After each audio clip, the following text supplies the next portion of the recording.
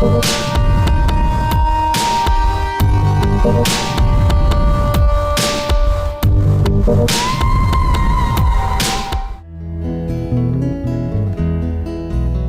nombre es Guillermo Rodríguez.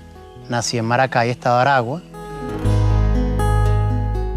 Mi padre, Guillermo Rodríguez, de profesión psicólogo. Mi madre, Zenaida Álvarez de Rodríguez, de profesión socióloga. Mi infancia fue una infancia bastante feliz. Transcurría entre jugar deporte, hacer deporte, comer chucherías, compartir con mis amigos. Realmente fue una etapa privilegiada que tuve la oportunidad. Mis padres siempre preocupados precisamente que tuviera todas las cosas básicas y bueno, compartir con mis compañeros, amigos. Realmente recuerdo etapas muy agradables de mi vida cuando fui bastante niño. En mi infancia tuve la oportunidad de estudiar en un colegio donde daban música. Y mi mamá fue una persona que estudió 8 años de piano, la cual su sueño era que yo fuera pianista o músico. Tuve la oportunidad de aprender varios instrumentos, la flauta, melódica, marimba, y estuve en el Conservatorio de Música, quizás un poco auspiciado por mi mamá, que quería que yo lo desarrollara. Sin embargo, no era mi fuerte. A mí me encantaba más la parte de hacer deporte, de pelota.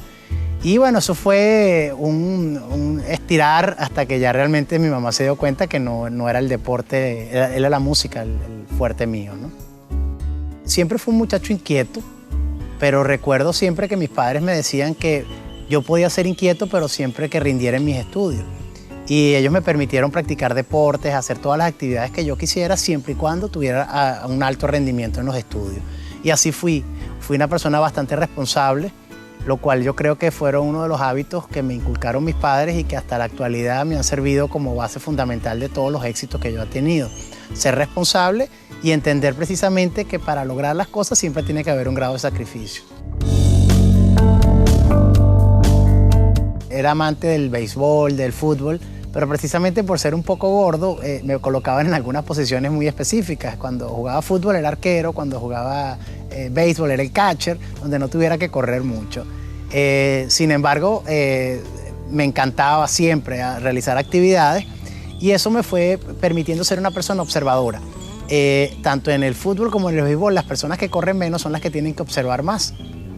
Y eso me permitió actualmente en la parte del arbitraje ser una persona muy observadora y creo que fue la base precisamente en la parte de mi infancia que me dio sobre todo que lograr las cosas que me costaron tanto debe ser siempre un procedimiento de pasos, ¿no? De etapas. En el fútbol realicé prácticamente toda mi infancia. Yo jugué a nivel de la selección del Estado Aragua, inclusive tuve la oportunidad de luchar un puesto por la selección nacional cuando tenía 13 años. Lamentablemente sufro una lesión en la rodilla donde se me crea como una especie de coyuntura donde yo tenía que decidir si seguía practicando fútbol o lo podía alternar con otras actividades deportivas. Una de las, yo digo, ventajas que me dio al practicar el fútbol fue que me enseñó a entender el país que tenemos, un país con una gran diversidad cultural, socioeconómica, y precisamente hice grandes amigos, compañeros, donde aprendí a valorar muchas más de las cosas que mis padres me podían dar porque conocí muchos jóvenes con carencias. Y eso es algo que me marcó mucho desde el punto de vista de mi función social que debo tener, no solamente desde el punto de vista en el deporte, sino a nivel profesional. Por eso creo que el fútbol para mí fue una etapa muy importante porque marcó en mí un desarrollo de mi personalidad donde no solamente veo lo que yo quiero, sino lo que necesita nuestra sociedad.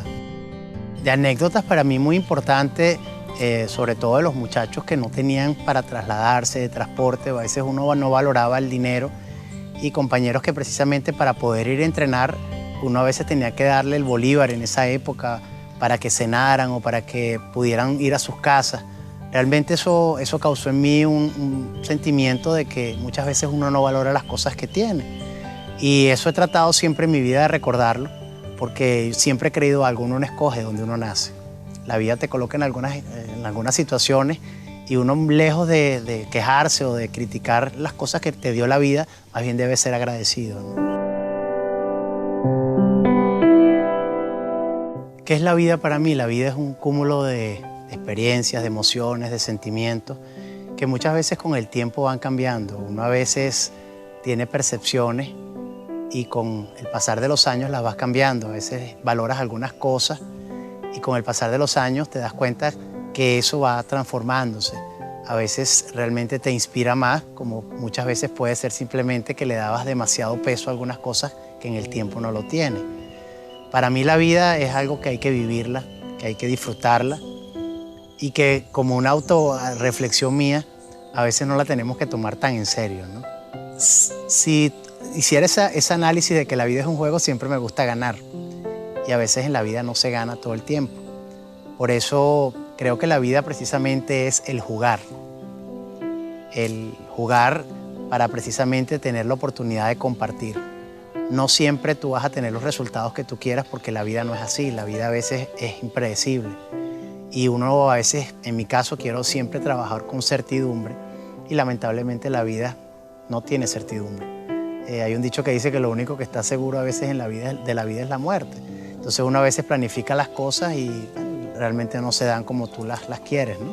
Pero sí creo que hay que hacer siempre el esfuerzo por hacer las cosas lo mejor posible. Mi adolescencia transcurre en muchos cambios. Primero, físicamente, de ser una persona bastante obesa, me vuelvo una persona bastante atlética, donde hacía muchos ejercicios. Mis padres toman decisiones de cambiarme de algunos colegios, los cuales hizo que me tuviera que ser una persona más abierta, donde buscara más grupos de amigos. Y a la vez me volví una persona más enamoradiza, ¿no? Me encantaba tener una novia. Era un muchacho que precisamente, a pesar de que me gustaba estar con las muchachas, me gustaba también hacer mucho deporte. Vivo una coyuntura del país en el año 1989, donde se sufre la situación social del Caracazo, lo cual, bueno, sacude un poco mis cimientos desde el punto de vista de algunas cosas que estaban pasando en el país. Me tocó vivir y ver situaciones de saqueo donde la gente por necesidad o por hambre salía a la calle. Eso marca en mí realmente un antes y un después. Quizás de pensar que el país era lo que yo veía, a pesar de que veía algunos compañeros con necesidades, de ver que había una realidad de país muy distinta. Recuerdo mucho una reflexión de un profesor, luego de la situación del Caracazo, que él nos llevó y nos dijo: yo hoy no les vengo a dar una clase de matemática, yo hoy les vengo a hablar precisamente de algo que les va a durar para toda su vida. Y es que ustedes deben entender que un país se hace de lo que todos nosotros propongamos y hagamos. Y ustedes, que son la generación de relevo, pueden hacer que esto no se repita. Eso realmente para mí marcó mucho mi conciencia social y entendí que no solamente debía preocuparme por mi parte individual, sino que debía luchar por un trabajo colectivo. Dentro de las anécdotas de mi adolescencia o de mi época del liceo, siempre tengo que acordarme cuando yo empecé la práctica de las artes marciales. Empecé haciendo karate y teníamos varios compañeros que practicaban varias disciplinas, deporte, fútbol, y ya terminando el año escolar, bueno, todos querían demostrar sus dotes de deportista. Entonces, bueno, uno de los compañeros empezó a hacer unos movimientos de artes marciales y unos brincos, y en eso dijo: no, yo también. Entonces agarré y dibujé en el pizarrón como un cuadro y yo dije: mira dónde yo puedo llegar a una patada. Y salí corriendo, y cuando doy la patada, mi sorpresa es que abro el hueco del pizarrón. Todos los compañeros salimos corriendo, ya era casi los últimos días de clase. Y por supuesto, nos vienen a buscar nuestros padres y nos fuimos. La sorpresa es que cuando mi padre va a buscar la boleta, le dicen: venga para que vea esta nota que tiene su hijo. Y le enseñan el pizarrón con el hueco y por supuesto, mi padre llega a la casa entre contrariado, pero a la vez con risa, ¿no? Me dice: caramba, hijo, hay materias nuevas en el colegio que yo no conozco. Entonces, bueno, en el momento, por supuesto, me regañó por no haber asumido mi responsabilidad de lo que hice, pero bueno, fueron mis inicios desde el punto de vista de la práctica de las artes marciales. Hay cosas en la vida que uno lo ha marcado. Cuando yo practicaba fútbol, como compartía con muchachos de bastantes necesidades y normalmente los estadios eran lugares muy cercanos a donde vivían muchas personas humildes, tuve un evento que realmente me marcó, donde por primera vez entendí que la violencia desde muy corta edad puede a veces acabar con la vida de un ser humano. Me tocó entrenando, un muchacho que precisamente por necesidad me sacó un cuchillo y realmente por primera vez me paralizó. Yo tenía 12, 13 años. A raíz de eso también entró a practicar las artes marciales como un poco de medio de defensa. Luego que yo practico las artes marciales, empecé a generar lo que se llamaba muchísima adrenalina. Me gustaban los deportes extremos de adrenalina y es cuando también entro a practicar, ya un poco de más edad, 17, 18 años, lo que es la parte del surf. Me encantaba retar un poco la naturaleza, las olas, y realmente fue una etapa donde yo sentí un compromiso de que tenía que académicamente terminar de formarme, pero también disfrutar la vida un poco, que una de las ventajas y virtudes que tenemos del estado de Aragua eran sus playas. Yo practiqué surf alrededor de 5 o 6 años, donde realmente todos los fines de semana iba a la playa, realmente eran momentos muy agradables. Ya justo cuando estaba cerca de graduarme, próximo en la universidad, un fin de semana estaba surfeando y vino una ola, me arrastró, me saca el hombro, me disloca el hombro y por supuesto quedo en el mar prácticamente ahogándome. Entonces, bueno, en ese momento me aferré a la tabla, logré salir y fue cuando entendí que, bueno, ya esa etapa también tenía que cambiar porque ya estaba próximo a una universidad, a tener una carrera y es cuando doy el brinco desde el punto de vista y entro en mi etapa profesional. Dejo quizás la parte de los fines de semana de playa para dedicarme ya un poco más a mi edad, ya tenía 23 años. Yo practico el karate durante casi 4 o 5 años y uno de mis mejores amigos, él practicaba taekwondo y era una persona que era muy competitivo, era mi mejor amigo. Mi mejor amigo sufre un accidente, ya yo venía practicando un poco con él y él queda vegetal. Eso me lleva a mí realmente a ese compromiso de vida, el cual yo decido hacer la transición hacia la práctica del taekwondo, donde yo busco formar una academia que honrara con su nombre la práctica que él me incentivó a hacer. Eso fue hace ya casi 25 años que esa academia se fundó y bueno, ha sido ininterrumpido la práctica de esta disciplina. Y creo que, desde el punto de vista personal, creo que ese nombre de él siempre está presente en nuestro gimnasio, en mi persona, y en cada éxito que tengo siempre lo recuerdo con mucha profundidad. El amor es la vida misma, ¿no? Es lo que nos inspira, lo que nos lleva a luchar por las cosas que a veces uno piensa que son difíciles. No solamente es el amor de pareja o el amor filial, sino el amor por alguna profesión. En el caso mío, los sacrificios que yo he hecho para lograr éxitos deportivos es porque amo esa práctica deportiva. Para mí el amor es eso, realmente luchar por algo que uno quiere. El ser árbitro es una etapa que comienza desde que yo fui competidor. Yo desarrollé el taekwondo desde los 17 años. Hice primero la parte competitiva, fui atleta, representé a mi país. Luego de representar a mi país, ya teniendo la academia, me fui a la parte de entrenador.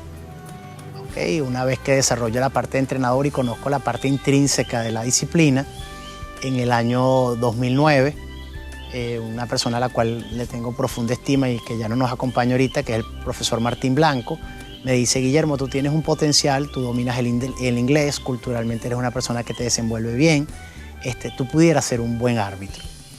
Él me motivó a que yo realizara mi curso de arbitraje, lo hago en el 2009 en Las Vegas, y de ese momento a todo lo que vino después fue como una escalera muy rápida. Empiezo a involucrarme más en lo que es la parte de capacitación, que me abren una puerta y aproveché la oportunidad, es decir, me dieron espacios y esos espacios con mi preparación fui logrando desde el punto de vista deportivo ir quemando diversas etapas a nivel, vamos a llamar, regional, a nivel nacional, hasta llegar hoy en día, y siempre agradeciendo la oportunidad que me han dado, a ser el jefe de arbitraje de Venezuela y haber estado en unos Juegos Olímpicos, los Juegos Olímpicos de Nanjing, como árbitro, que aunque no represento directamente a mi país, porque uno cuando es árbitro del mundo, bueno, es nuestro país el que aparece reseñado cuando se hace la reseña del árbitro como tal.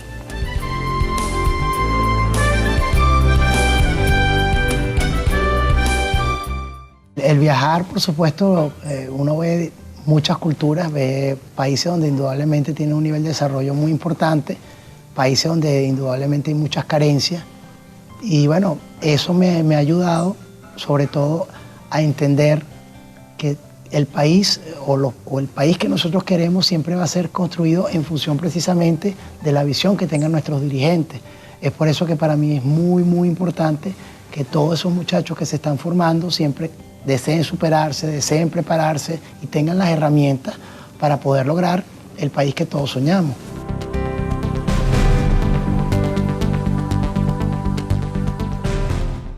Las Olimpiadas de Nanjing son un punto para mí muy importante de mi vida, realmente es un antes y un después, motivado a que fue un proceso de selección donde yo asisto en Taipei en el mes de marzo, donde participan 120 árbitros y iban a seleccionar solamente 20 para asistir a Nanjing.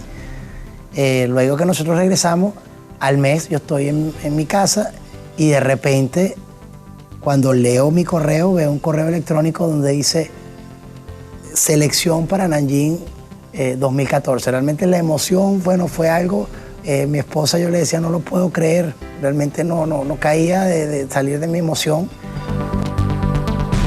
El día antes de empezar los juegos, nosotros hacemos lo que se llaman prácticas, ¿no? Y el jefe de árbitros a nivel mundial me empezó a llamar mucho. Guillermo, haz el ensayo, cómo se camina, cómo vas a saludar a la cámara, dónde vas a tener la mayor cantidad de público, dónde están los... Y me lo hizo hacer como 3 veces, ¿no? Y esas intuiciones o pálpitos, yo digo, bueno, somos 20, pero ¿por qué me va a poner a mí a hacerlo tanto, no? En la noche yo llamo a mi maestro y le digo, maestro, no sé por qué, pero yo creo que mañana me van a poner o una pelea muy complicada o me van a poner en una final. Entonces, él fue el jefe de árbitros en Beijing en ese momento y me dice, bueno, Guillermo, olvídate del público, céntrate en tu trabajo, haz lo que tú sabes hacer, no dejes que los nervios te lleven a hacer decisiones erróneas. Y estaba muy focalizado.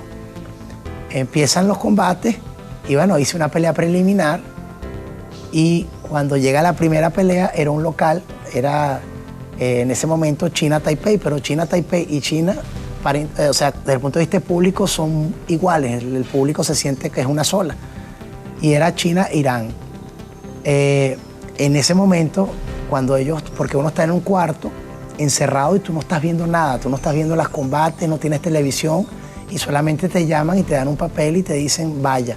Y uno ve quiénes son los competidores cuando tú sales al escenario, para evitar situaciones, vamos a llamar, de favoritismo. Cuando a mí me dicen, prepárese que viene la final, yo hago mi fila, salgo. Bueno, cuando salgo, por supuesto, el estadio full, las cámaras, fotos. Claro, volteo y veo China y veo, claro, en el momento uno el corazón, tú sientes que todo te da una emoción grande, pero a la vez tú dices, bueno, a esto yo vine. Y en este momento donde yo tengo que reafirmar mi trabajo. Fue una pelea de bastante movimiento, y por supuesto, cuando termina el combate, yo voy al jefe y le digo, ¿cómo lo hice? Me dice, lo hiciste muy bien. Esa sensación fue muy grande. Y por supuesto, cuando llegué al hotel, lo primero que hice fue llamar a mi maestro y decirle, maestro, cumplí.